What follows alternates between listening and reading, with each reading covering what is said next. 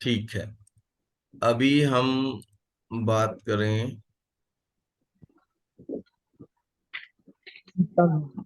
हाँ जी, तुम बोलिए।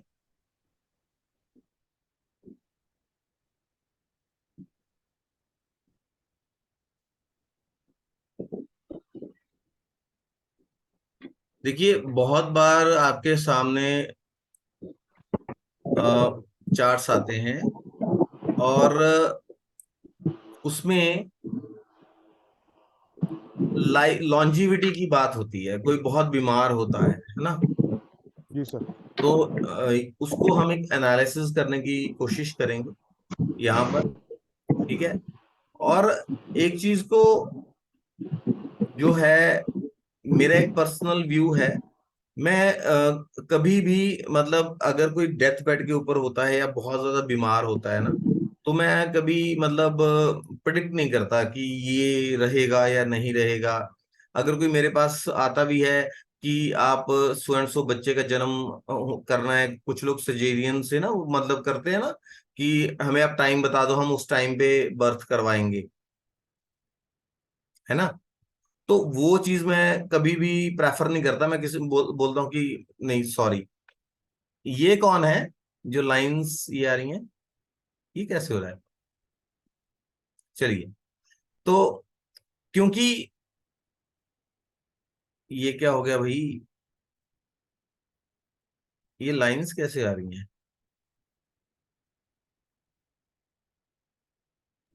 पता नहीं सर, मेरे पास भी डिस्टरबेंस आई थी। हैं? पता नहीं, थोड़ा सा डिस्टर्ब हुआ था, फिर ठीक हो गया। सर वो मेरे से ही हो गया, पता नहीं चल रहा मुझे भी कैसे हुआ है। किससे? कौन? चलिए, ठीक है, इट्स ओके, कोई बात नहीं है। तो ये चीजों को मैं प्रेडिक्ट करने में या कंसल्टेंसी देने में हमेशा मना कर देता हूँ। ठीक है। For a sake of study हम इस चीज को इंडिकेट कर रहे हैं। मैं हमेशा ये बोलता हूँ कि आप देखिए, ऊपर वाले के हाथ में है, आप अपनी अपने मतलब सेवा कीजिए। कई बार ऐसे इंसिडेंट होते हैं कि एस्ट्रोलॉजर ने बोल दिया कि हाँ ये तो जाने वाले हैं, वहां डॉक्टर ने बोला है कि ऑपरेशन के लिए 5 लाख लगेंगे, बोला जी हमारे पास पैसे ही नहीं है, तो ये तो जाने वाले हैं, चलो ले चलो। Getting my point? मतलब ये चीजों को आप अवॉइड ही कीजिए, क्योंकि ये मना है, एस्ट्रोलॉजी में ये मना है, रेड बुक में तो ये खास कर पे मना है जी कि सर। मृत्यु का समय, जन्म का समय और किसी के सीक्रेट्स को कभी रिवील नहीं करना। ठीक है। वहां बोला गया है कि अगर आप किसी के सीक्रेट्स को रिवील करेंगे तो आपको जो है, मतलब खून को कोड होगा। खून को कोड होना है कि इंसान को भयानक बीमारियां लग जाएं, और या फिर उसके बच्चों को भुगतना पड़े। तो इन 3 चीजों से हमेशा हमेशा बचिए।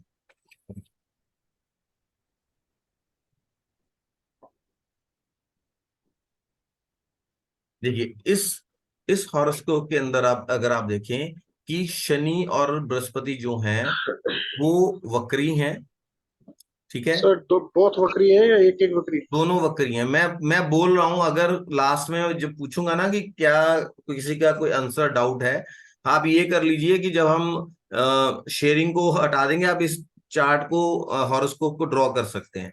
ठीक है। वैसे मेन चीज को समझने की कोशिश कीजिए। जी सर। शनि और बृहस्पति दोनों ही वक्री हैं। ठीक है। और बृहस्पति और शनि की त्रिकोण में सूर्य, बुध और शुक्र हैं। बृहस्पति और शनि के जो द्वितीय भाव में मंगल जो है, मंगल वक्री हैं, उसके अगले भाव में केतु है। केतु के ऑपोजिट 9th हाउस के अंदर राहु है। ठीक है। और जब जातक का हॉरोस्कोप रीड किया जाता है, उस समय का जो गोचर ये है कि केतु जो है एक सेकंड। सर बचने के चांसेस बहुत कम है। हैं जी? बचने के चांसेस बहुत कम है। नहीं, वो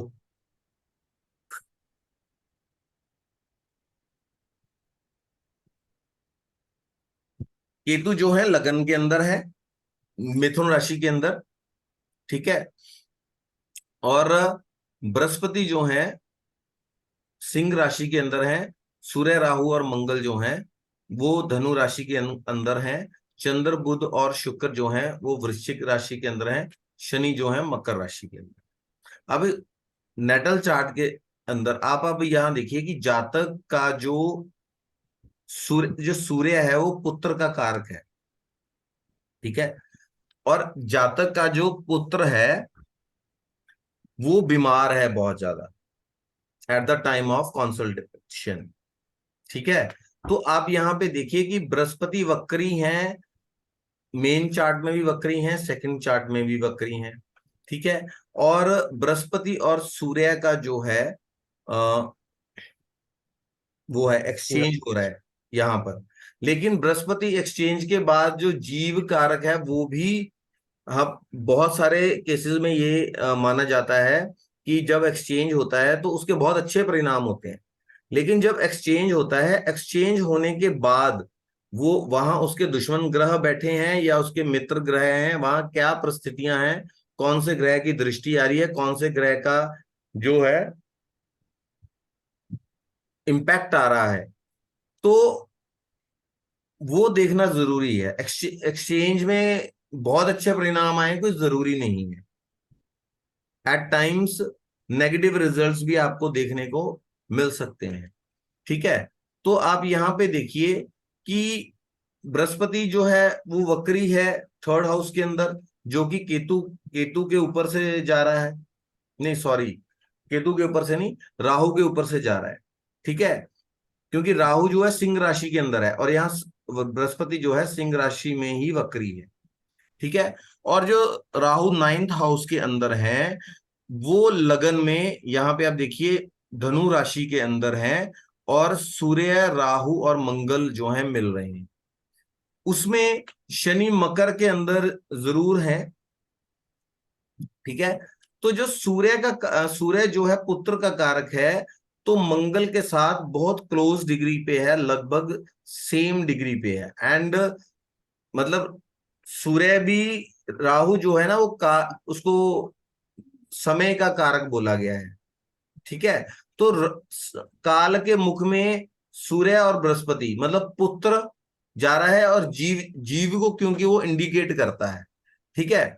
और उसमें आप देखेंगे कि 7 जो केतु है वो लगन के अंदर गोचर कर रहा है उस समय। ठीक है। तो इस समय स्थिति ये है कि जातक का जो पुत्र है वो बहुत ज्यादा बीमार है और उसकी मतलब एक जिंदगी और लड़ाई की वो जंग लड़ रहा है। ठीक है। जिसमें डिपार्टिंग फ्रॉम दिस वर्ल्ड जो है वो, सर ये लगन कौन सा है? ये धनु लगन है। धनु लगन है तो ये सूर्य तो धनु में ही बैठे हुए हैं, इसमें 9 नंबर लगा हुआ है। सर ये है ना जो ये गोचर है। और यहां पर ये पंचम भाव में है। और देखिए सूर्य वैसे भी पंचम का स्वामी होके पंचम भाव के अंदर है और छठे का स्वामी जो है वो सूर्य के साथ बैठा हुआ साथ है। में। ठीक है ना। अगर आप इस हिसाब से भी अगर देखें तो यहां हमारी जो कोशिश है, हम कारक तत्वों को बेहतर तरीके से समझने की कोशिश कर रहे हैं। और जो आपका नेटल चार्ट है, ठीक है, फिर उसमें आप देखिए नेटल चार्ट में देखिए जो सूर्य के ट्राइन में राहु भी है। ठीक है।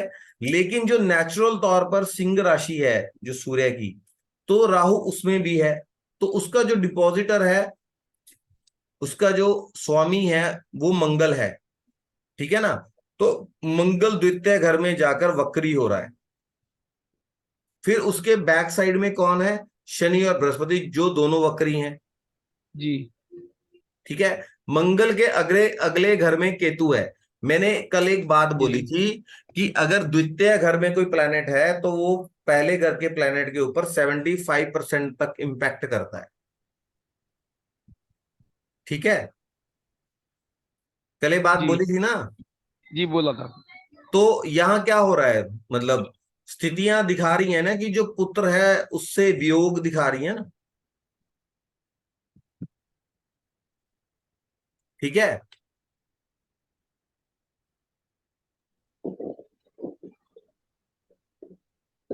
ठीक है ना सर?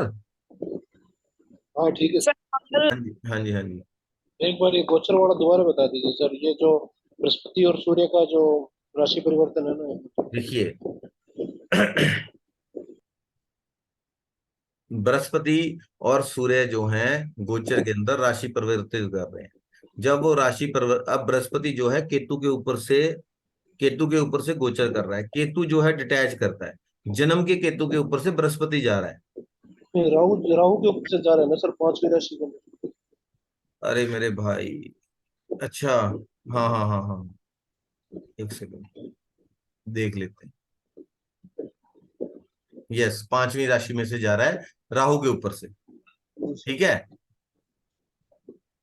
तो यहां पर अगर आप देखें कि बृहस्पति जो है जीव, जो यूनिवर्सल जीव का कारक है ना, जी सर। वो राहु के ऊपर से गोचर कर रहा है। और जो ठीक गोचर का राहु है वो सूर्य के साथ है, लेकिन सूर्य और बृहस्पति का जो है क्या है, एक्सचेंज है। है। तो बृहस्पति जो है जा रहा है, लेकिन बृहस्पति इधर आ रहा है, सूर्य उधर भी जा रहा है। तो सूर्य और बृहस्पति जो है राहु के उसमें जा रहे हैं। जीव किसके साथ है? पुत्र कारक सूर्य के साथ। अगर आप बृहस्पति को भी माने या सूर्य को माने तो दोनों ही पुत्र के कारक भी हुए, और वो जा रहे हैं जीव के काल के मुंह मुंह में। अकाल के मुंह में, ठीक है। वहां राहु भी साथ में है, जो गोचर हो रहा है वहां पर राहु भी साथ में है। लेकिन अगर आप जातक का जो नेटल चार्ट है उसके ऊपर भी अगर आप गौर करें तो भी राहु के ऊपर से गोचर हो रहा है, सूर्य का भी और बृहस्पति का भी। बिल्कुल सर। ठीक है ना? ठीक है।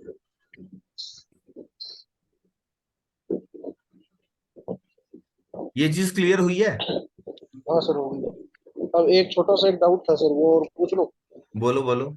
जैसे इन दोनों का आपस में परिवर्तन है, तो यहाँ जैसे सन इफेक्ट हुआ, क्योंकि गुरु वक्री होने के कारण ब्लेसिंग पीछे चली गई, यानी जीव बच गया और पुत्र पीड़ित हो गया। नहीं, ये मैं इसको देखो इस तरीके से रीड करूंगा कि बृहस्पति जीव का कारक है, वो जा रहा है जन्म के राहु के ऊपर से। ठीक है सर। लेकिन गोचर के अंदर वहां एक्सचेंज हो गया, और सूर्य भी राहु से संबंध में आ गया, लेकिन जन्म के उससे संबंध में आ गया। तो बृहस्पति और सूर्य जीव के ऊपर इफेक्ट किस चीज का आया? बृहस्पति और सूर्य। आप चीज को समझने की कोशिश, पानी के अंदर रूह अफ़ज़ा डालोगे तो क्या बनेगा, पानी या रूह अफ़ज़ा? सारी रूप से हो जाएगी। रूह अफ़ज़ा बनेगा ना। तो हाँ सर। जीव है, यूनिवर्सल जीव जो हर जीवित चीज को सिग्निफाई इंडिकेट करता करता है, है। ठीक कारक है। है, वो जीव है। जीव के साथ क्या आ गया? सूर्य आ गया, सूर्य हो गया। जो कि पंचम भाव में बैठा है, पंचम भाव का स्वामी भी है। और मंगल भी, अगर आप देखें वहां पर मंगल भी है, जो मंगल फिफ्थ हाउस का डिपॉजिटर होके वो भी वक्री है। ओके, हाँ ठीक है सर। ठीक है ना? तो हाँ, जीव के ऊपर रंग किसका आया, समझ रहे हैं आप? जीव के ऊपर रंग आया सूर्य का, सूर्य। पुत्र कारक, जो कि पुत्र कारक है। ठीक है। हाँ मान ठीक है सर। लीजिए,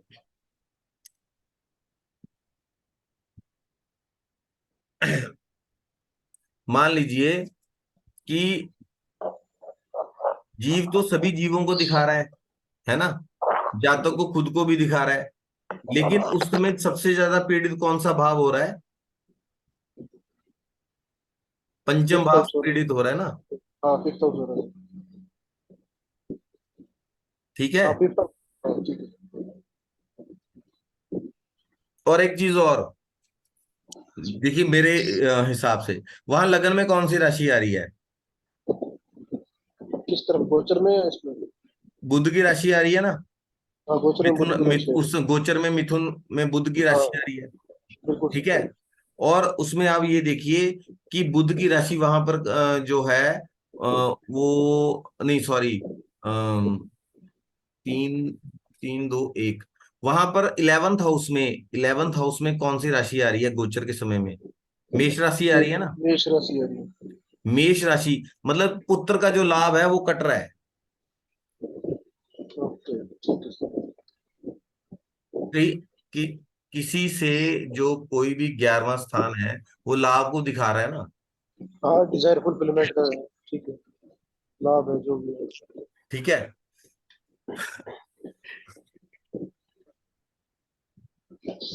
ये हेल्दी है लर्निंग के लिए, सबका अपना अपना पॉइंट है। उन्होंने, अनिल जी ने भी जो पॉइंट रखा वो भी अपने उस पे सॉलिड है कि क्योंकि बृहस्पति जो है नैसर्गिक तौर पर शुभ ग्रह है, तो वहां रक्षा क्यों नहीं हो रही है। नहीं वो ठीक है सर, वो उनकी बात भी ठीक है। ठीक है। लेकिन अभी लेकिन लागी पड़ वहां रहे हैं। वहां एक चीज ये है कि वहां ब्लेसिंग्स जो मिलनी चाहिए थी वो मिल नहीं रही है। हाँ वो रेट्रो होने के कारण दोनों जगह। ठीक है ना, जिसकी सपोर्ट मिलनी चाहिए थी वो सपोर्ट हमारे पास नेचुरल तौर पर है नहीं। ठीक है। ठीक है सर।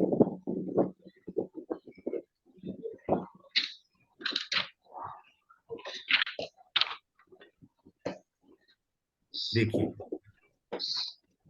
इस इस इस जन्म पत्री में हम इस चीज को इंडिकेट करेंगे कि अगर कोई जमीन जायदाद का डिस्प्यूट है तो वो किस तरीके से, मतलब जब नेटल प्लैनेट्स के साथ जो गोचर का इंटरेक्शन होता है तो उसको हम किस तरीके से देख सकते हैं।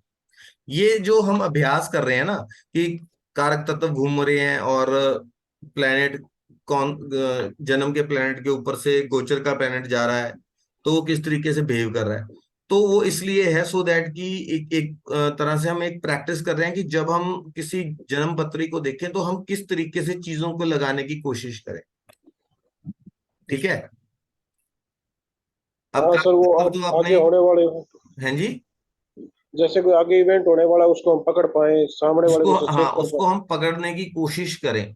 सो दैट कि बिल्कुल। आपने कारक तत्व सब रट्टा मार लिया, याद कर लिया, उसको हम इम्प्लीमेंट भी तो करेंगे ना, उसकी हम एक तरह से प्रैक्टिस कर रहे हैं, जिससे दो चीजें हो रही हैं कि एक्चुअल हम हॉरोस्कोप जब देखते हैं तो हमें किस तरीके से अप्रोच करनी चाहिए।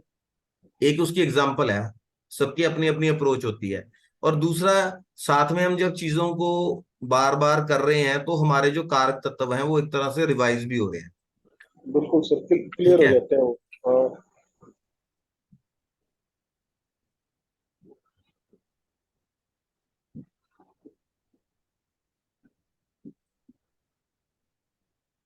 हम्म। देखिए, इसके अंदर आप देखेंगे कि चंद्रमा और केतु 12वें भाव में है, शुक्र जो है पंचम भाव के अंदर है, राहु जो है छठे भाव के अंदर है, शनि सूर्य बुध और मंगल जो है नवम भाव के अंदर है, बृहस्पति जो है अष्टम भाव के अंदर है। ठीक है। फिर हम ठीक है। जब उस समय का गोचर देख रहे हैं, हाँ जी, हम्म। चल चल। हाँ चल चल। जब जब हम उस समय का गोचर देख रहे हैं तो लगन में केतु है जो कि व्यय को दिखाते हैं, क्योंकि वो व्यय भाव में चंद्रमा के साथ बैठे हैं ना, फिर वो लगन में आ गए, तो उनका संबंध नेटल चार्ट में व्यय भाव के साथ है, लॉस। ठीक है। फिर उसके बाद अगर हम देखें, बृहस्पति जो है वो थर्ड भाव में सिंह राशि के अंदर वक्री है, जो कि जन्म के समय अष्टम भाव में है। तो अष्टम भाव पैतृक संपत्ति को भी दिखाता है कहीं। भाई, आप थोड़ा एक्नॉलेज कर सकते हैं, है ना। जी सर। अष्टम भाव सर पैतृक। जी, सर जी, एक मिनट, बस हाँ एक जी। मिनट लूंगा। ये हम्म। लगन किसका बनाया आपने, लगन? लगन इसमें कोई नहीं बनाया मैंने, लगन अभी की। कोई नहीं बनाया। हाँ, सिर्फ हम भाव और कारक तत्वों को ब्लेंड कर रहे हैं। जी जी जी सर, मैं आज ही जुड़ा हूँ, चक्कर ये है, इसलिए मुझे आपके वो मालूम नहीं है, हाँ, थोड़ा सा। देखिए हम प्रैक्टिस कर रहे हैं भृगु नंदी नाड़ी। जी जी भृगु जी जी नंदी जी नाड़ी में लगन को, जीव की जो बृहस्पति की यात्रा है ना, जीव की, जी जी जी। और कारक तत्वों को ज्यादा इंपॉर्टेंस दी जाती है। लगन का पता होना जो है हमारे लिए अच्छा ही है, लेकिन लगन को बहुत ज्यादा यूज नहीं किया जाता। जी सर। ठीक नहीं, है। मैं लगन को यूज नहीं कर रहा हूँ, बस मैं तो सिर्फ अपना गणित देखता कि यहाँ कहाँ कैसा गणित बनना था, नहीं नहीं, और कुछ अच्छा नहीं है, था, मुझे लगन देखना था। No problem. आप बात कीजिए, बताइए, हमें प्राशरी की थोड़ी और अच्छी नहीं सर, आप, नॉलेज हो मैं तो जाएगी। आपसे सीखने, मैं तो सीखने आया हूँ सर आपसे। कोई बात नहीं, कोई बात नहीं। ठीक। मैं हर जी जी। क्रिटिसिज्म को हेल्दी लेता हूँ। No okay problem, sir. Feel free, जब आप फ्री फील करोगे तभी सीखोगे। ठीक है ना जी जी। जी हो सकता है आपसे कुछ हम सीख लें। नहीं सर, आपसे ठीक मैं है, सीखने आया चलिए। हूँ। तो बृहस्पति जो है यहाँ पर हमारे पास जन्म पत्री के अंदर जो है अष्टम भाव में है, और वो गोचर कर रहे हैं सिंह राशि में वक्री होकर तीसरे भाव के अंदर। ठीक है। और शुक्र जो कि पंचम भाव के अंदर है, वो छठे भाव में गोचर कर रहे हैं, जो कि वृश्चिक राशि का है। ठीक है। ठीक है उसके बाद धनु में सूर्य, राहु, मंगल और बुध है।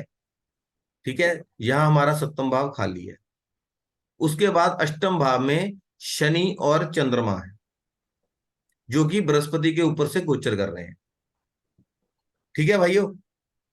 अभी सर आप ये आपकी देखिए। बात सारी सारी फर्स्ट क्लास चल रही है कि हमने लगन नहीं लिया, हम्म। लेकिन गोचर में आपने उनके वो क्या कहते हैं, सिंह राशि और वृश्चिक राशि वहां ले लिए, तो वो सारा कंफ्यूजन हो रहा है। पीछे वाले में भी यही प्रॉब्लम थी, इस बारे में भी यही मैं प्रॉब्लम है। राशियों को उड़ा देता हूं, आप राशियों को हाँ, छोड़ दो। वो बेटर रहेगा सर, तभी तभी बात बनेगी, अदरवाइज ठीक है। या तो उसकी भी राशि हो, मतलब उसमें भी हम थोड़ा सा।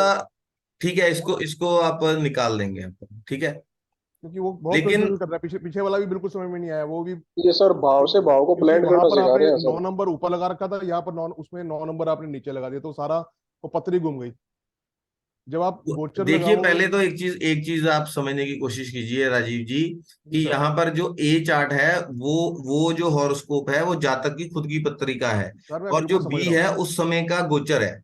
जी, वो बिल्कुल ठीक है आपकी बात। ठीक है ना। लेकिन जब वो उसको लगा के देख रहे होते हैं, तो वो वहां उधर भी बृहस्पति जैसे 5 में आप आप ऊपर ऊपर इग्नोर लगा कर रखे। दीजिए, जो जी लगन में मैंने ये लिखे हुए हैं इसको इग्नोर कर दीजिए 1 मिनट के लिए। जी जी। ठीक है।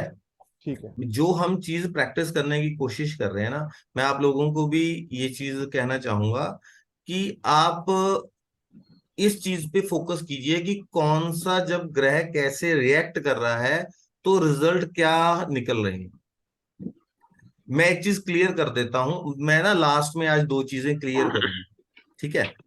पहले हम इसके ऊपर देखते हैं। शुक्र जो है वो यहाँ वृश्चिक राशि में बैठे हैं, और शनि चंद्रमा के साथ अष्टम भाव के अंदर बैठे हैं। ठीक है। जी ये तो ग्रहों की स्थिति हो गई है। ठीक है। तो आप यहां पर एक चीज देख सकते हैं कि हम लोग ये ही बोलते हैं ना कि हम स्लो मूविंग प्लैनेट्स का गोचर देखते हैं किसी इवेंट के ट्रिगर होने के लिए, है ना। जी जी। बिल्कुल सर। तो यहां पर आप देख रहे हैं कि जब शनि का गोचर बृहस्पति के ऊपर से हो रहा है, और नेटल चार्ट के अंदर आप देखिए कि बृहस्पति मंगल के साथ जो है वो एक्सचेंज कर कर बैठा है। ठीक है।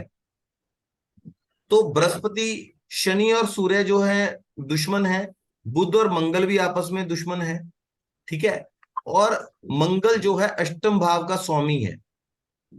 ओके।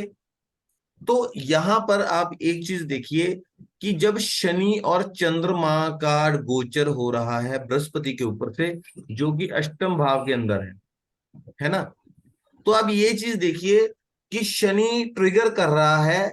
अष्टम भाव किस चीज का है? पैतृक संपत्ति का। मंगल जी भाई भाई, क्योंकि मंगल का एक्सचेंज है, मंगल और बृहस्पति दोनों को ट्रिगर कर रहा है। बुध जो क्या है, चीज किस चीज को दिखाता है? लैंड को, प्रॉपर्टी को। Agriculture land sir. लैंड को दिखाता है। ओके एग्रीकल्चर लैंड भी आप उसमें ले लें।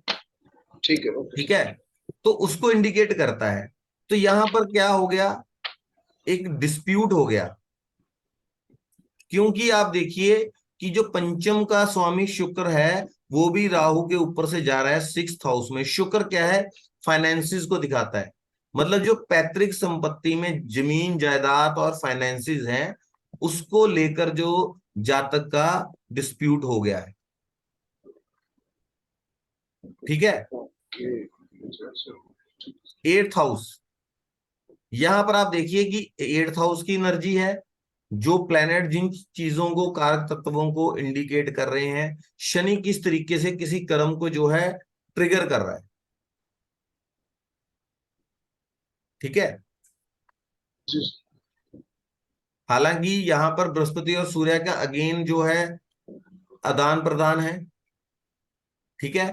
और 6th हाउस में राहु बैठे हैं नेटल चार्ट में, और वो मिल रहे हैं सूर्य, मंगल और बुध से। और वहां पे बृहस्पति भी इन्वॉल्व हो रहे हैं आके। तो राहु जो 6th हाउस में बैठे हैं, तो 6th हाउस की एनर्जी लेके वो सूर्य, मंगल और बुध, ठीक है। और जो शुक्र है वो भी राहु की एनर्जी ले रहा है। समझ रहे हैं आप राजीव जी? आज सर ऊपर से जा रहे हैं अभी क्योंकि आप देखिए, ठीक है, कोई बात नहीं।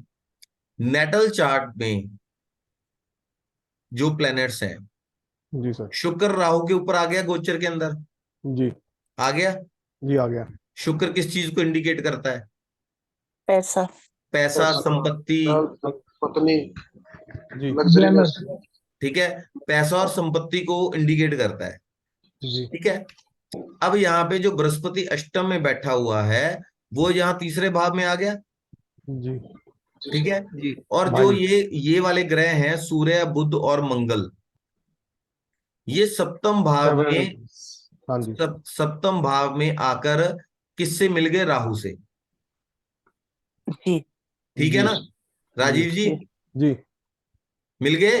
जी जी जी अब राहु, अब आप ये देखिए कि राहु की एनर्जी क्या है? 6th हाउस की।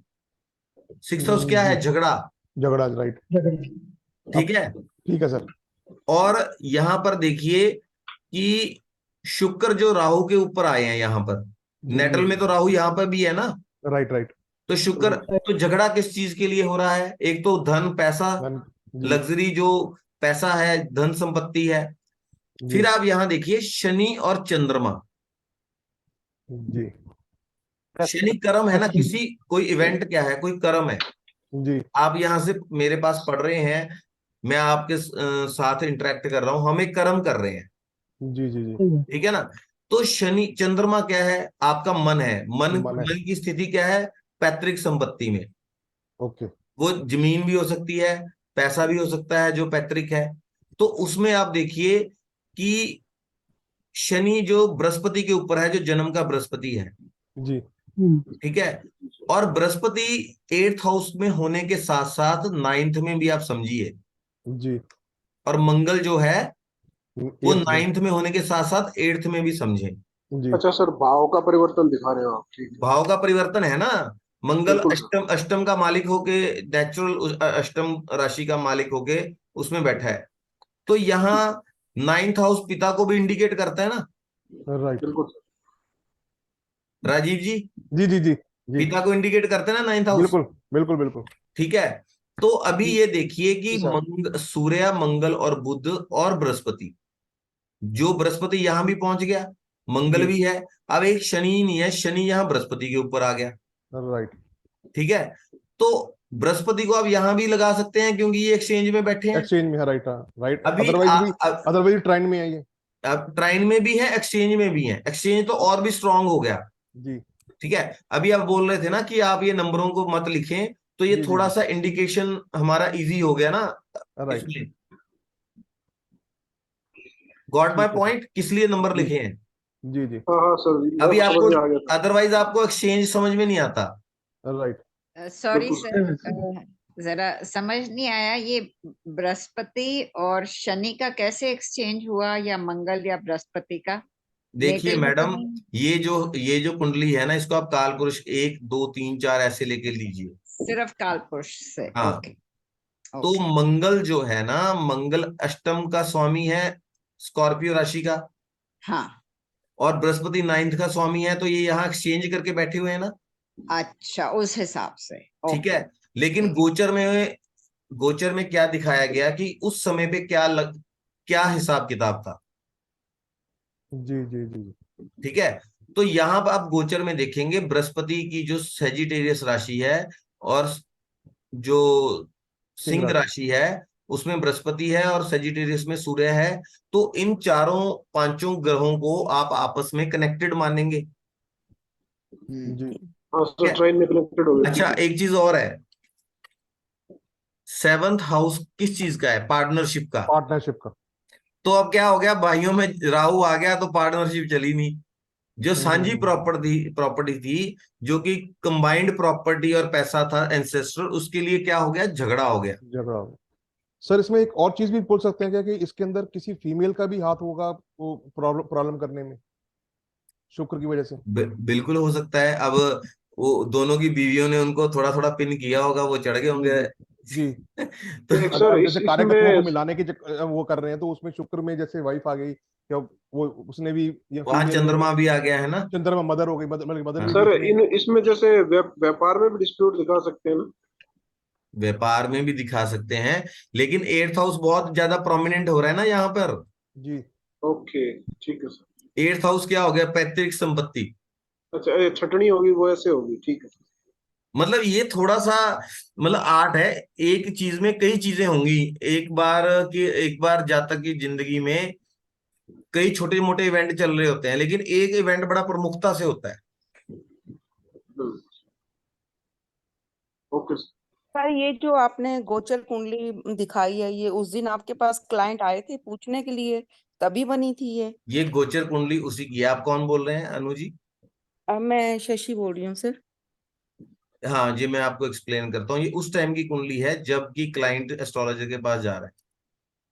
Right sir. हम गोचर गॉट की कुंडली बात कर रहे हैं, ठीक है। It. Yes, got it sir, got it. Thank you. तो देखिए मैं क्या क्या रहा हूं यहाँ पर।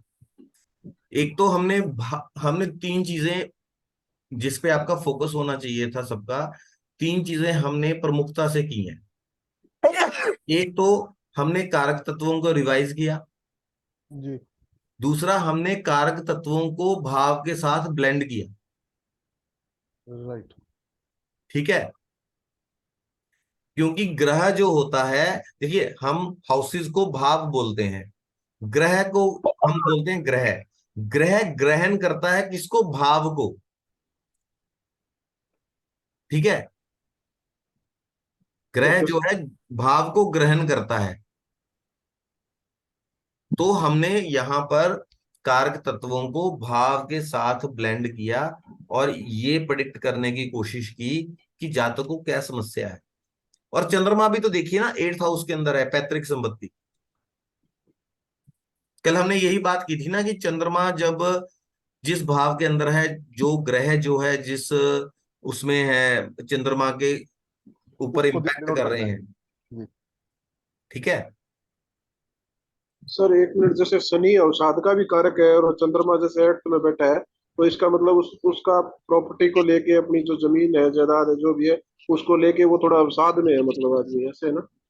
टेंशन तो होती है ना जब डिस्प्यूट हो जाएगा। हाँ हाँ, बिल्कुल सही। मानसिक मानसिक उत्पीड़ पीड़ा तो होती ही है ना। बिल्कुल स्पेशली सर। तब जब दो भाई आपस में झगड़ा कर रहे हैं, वहां इमोशनल अटैचमेंट भी है। और वहां पर प्रॉपर्टी जो उस टाइम पे, जब हम बड़े हो जाते हैं तो इमोशंस और ये पैसा जब उसकी अपनी फैमिली हो जाती है, तो एक इमोशनल टर्मोइल हो जाता है मानसिक तौर पर। बिल्कुल। तो जातकों को भी होता है कि उसकी फैमिली है, तो मतलब वो अपनी एवरीबॉडी वांट्स टू गिव। तो ये सब चीजें जो है आपस में ग्रह भाव से कैसे ब्लेंड कर रहे हैं, कौन सी चीज कहाँ जा रही है हमें, इसमें हम तीन चीजों को ब्लेंड कर रहे हैं। और ये भी देख रहे हैं कि चार्ट में जो प्रॉमिस है वो हम किस तरीके से रीड करें। अब देखिए चारों ग्रह वहां मिल गए। शनि नाइन्थ हाउस में है, सूर्य के दुश्मन है, सूर्य शनि। ठीक है। फिर वहां पर बुध और मंगल है, बुध और मंगल भी आपस में दुश्मन है। भले ही बृहस्पति चले गए। अब हम यही बोलते रहते हैं ना कि बृहस्पति ब्लेसिंग है, ब्लेसिंग है, ब्लेसिंग। अब प्राश्री में तो यही पढ़ाया जाता है। जी सर। ठीक है। लेकिन कौन सी एनर्जी किस तरीके से रिएक्ट कर रही है, फिर वहां पर ट्राइन में क्या है? ट्राइन में वहां पर है शुक्र है। ठीक है। और अगर आप एक चीज को ध्यान से अगर देखें, तो एक चीज किसी ने नोटिस नहीं की, वो ये है कि मीन राशि के अंदर चंद्र और केतु हैं जो कि नाइन्थ के साथ मिल रहे हैं ड्यू टू डिपॉजिटर। बिल्कुल सर। ठीक है ना। केतु अगेन स्प्लिट करता है। जी। वो जी सर। गोचर में वो चीज कैसे हो रही है जब सप्तम भाव एक्टिव है। सप्तम भाव किस चीज का है? पार्टनरशिप। पार्टनरशिप का। पार्टनरशिप का। ठीक है। और मन कहाँ है? मन मन और कर्म कहाँ हो रहा है? 8th में। 8th हाउस के अंदर। 8th हाउस में। सारी और चंद्र केतु जैसे सर चिंता को भी दिखाते हैं, तो ये चिंता फिर आ गई दोबारा। तो उसके ये बाद आप देखिए कि शनि और चंद्र जो हैं, वो जन्म का जो चंद्र और केतु है उसके त्रिकोण में भी चले गए, हाँ ट्राइन में आ गई। क्योंकि शनि और चंद्र अष्टम में है और चंद्र और केतु जो हैं वो 12वें घर में है। ठीक है,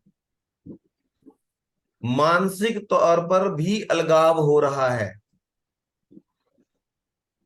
जी समझ में, हम आपको पॉइंट जो है समझ में आया? जी सर, थोड़ा थोड़ा सा अब जी ठीक सर हुआ आया। है। जी सर।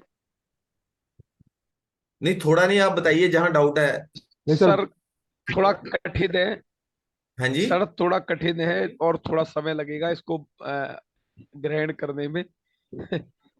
आज पहली क्लास है ना, तो धीरे धीरे आ जाएगा हम लोगों नहीं को। सर आप हम लोग देखिए, वीडियो आपका फिर आपको, हाँ जी। हम लोग वीडियो आपका फिर 2-2 3-3 बार देखेंगे। अगर फिर भी समझ नहीं आएगा तो नेक्स्ट टाइम डेफिनेटली आपसे पूछेंगे। मैं एक बार आपको और चीजों को बताता हूं।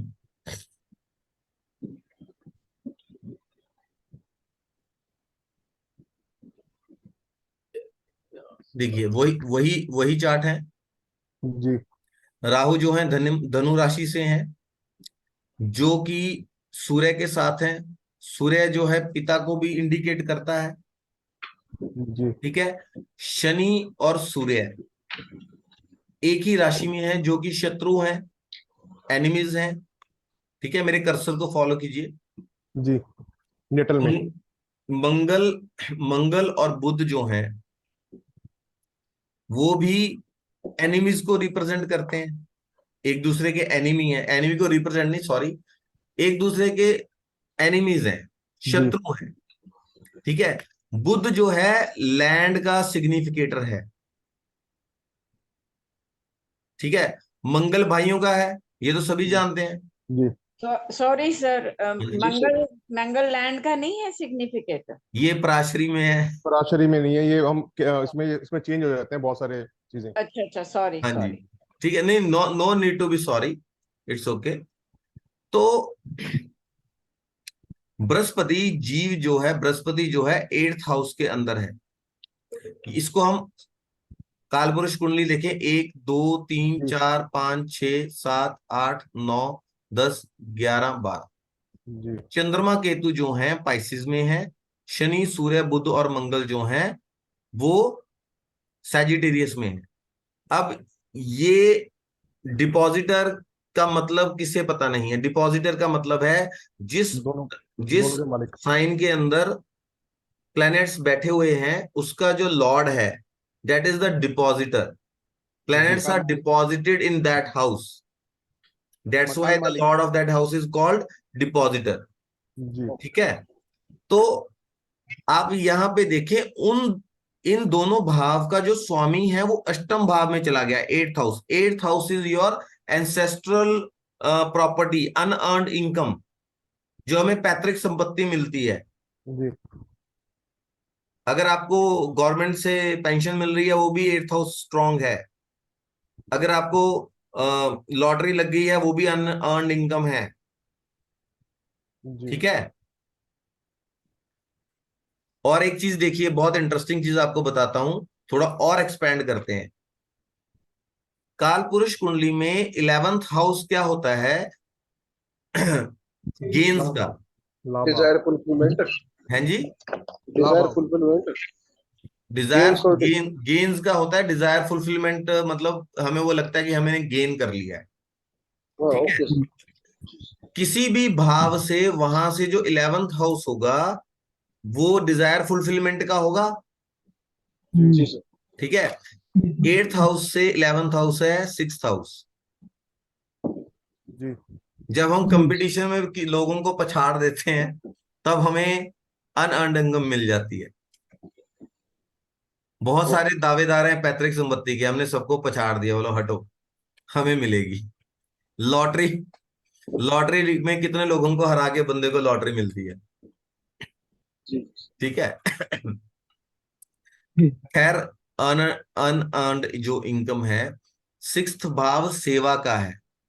हम बोल देते हैं ना, नौकरी, कंपटीशन, सेवा का भी है। हमें सेवा का सुख, सेवा का पराक्रम है जो, ठीक है। तो इस तरीके से सभी भाव जो हैं एक दूसरे से कनेक्टेड है। अभी यहाँ पे शनि, सूर्य, बुध और मंगल जो है नाइन्थ भाव के अंदर हैं, और बृहस्पति और मंगल का आपस में एक्सचेंज है। जी मंगल को हम यहाँ भी कंसिडर करेंगे ना, एट्थ हाउस में, जी जी। हाँ, भाव के हिसाब से, ठीक है। ठीक है। अब अगर मंगल का एक्सचेंज है तो मंगल चंद्र और केतु के ट्राइन में भी आ गया, वैसे भी डिपॉजिटर के हिसाब से भी मतलब साथ में है, एट्थ राइट। हाउस का लॉर्ड भी है। जी। तो डिस्प्यूट किस चीज को लेकर हो रहा है? Land. Eighth house, ancestral property, that may be Ancestral land, cash, properties है। Jewellery, anything, finances, financial things. Financial things में सब कुछ ही आ जाती है ना, फाइनेंशियल एसेट जो है, कैश हो गया, ज्वेलरी, जो भी है, जो हमें पैतृक तौर पर एंसेस्टर्स की तरफ से मिल रही है। तो फिफ्थ हाउस के अंदर यहाँ शुक्र है, सिक्स्थ हाउस में राहु बैठे हुए हैं, ठीक है। तो Rahu is carrying the energy of sixth house, right, right. ठीक है। अभी हम देखेंगे कि ये तो पोजीशन है नेटल चार्ट की, नेटल हॉरोस्कोप की। फिर हम देखेंगे उस समय गोचर क्या है। तो उस समय गोचर ये है, Ketu is in the lagna, that is already already in 12th house natal horoscope में, ठीक है। सही है। 12th की एनर्जी है सर इसके पास, जो ठीक प्लेनेट है, जो प्लेनेट है 8th हाउस में, दैट इज रेट्रोग्रेड है, वक्री है, थर्ड हाउस के अंदर बैठा है, ठीक है। सिंह राशि के अंदर बैठा है, और नाटल के अंदर जो सिंह राशि है वहां पर शुक्र बैठा हुआ है। फाइनेंशियल एसेट्स कौन से? पेरेंट्स के, एंसेस्टर्स के, ठीक है। घर, पुराना घर, जमीन। अब जमीन भी आएगी, कैसे आएगी? अब जो शुक्र है वो यहां सिक्स्थ हाउस में चला गया है, ठीक है। एंड जो सूर्य, राहु, मंगल और बुध हैं वो नाइन्थ हाउस में है, सेजिटेरियस में। ये रहा सेजिटेरियस, ठीक है। वहां पे राहु की एनर्जी है ना, जो सिक्स्थ की लेके बैठा है यहाँ पर। जी जी जी। जी सर। हाँ, सही बात अभी क्लियर हो रहा है? जी अब समझ गया। अभी जो बृहस्पति एंड सूर्य का एक्सचेंज है, बृहस्पति सूर्य के घर में, सूर्य बृहस्पति के घर में, राइट। ठीक है। यहां बृहस्पति कहाँ बैठा हुआ है? मंगल के घर में, एट्थ हाउस के अंदर, ठीक है, स्कॉर्पियो में। अब ये स्कॉर्पियो राशि यहाँ पे आ गई कहाँ? सिक्स्थ हाउस में। सिक्स हाउस में। तो क्या हो रहा है? डिस्प्यूट हो रहा है।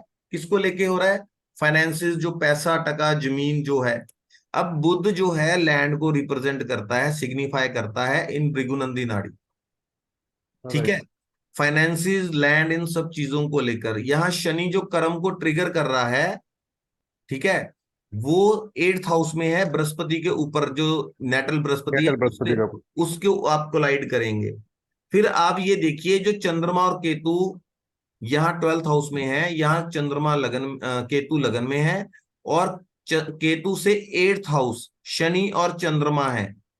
तो 6-8 का योग बन रहा है दिनों, जी। दोनों का, हाँ सर, तीनों का, षडाष्टक बढ़िया सर, ठीक है। ठीक है। तो व्हाट इज हैपनिंग, जो क्लैन है, जो क्लैन है वो फाइट कर रहा है किसके लिए? एंसेस्ट्रल प्रॉपर्टी के लिए, जिसमें जमीन जायदाद इंक्लूड है।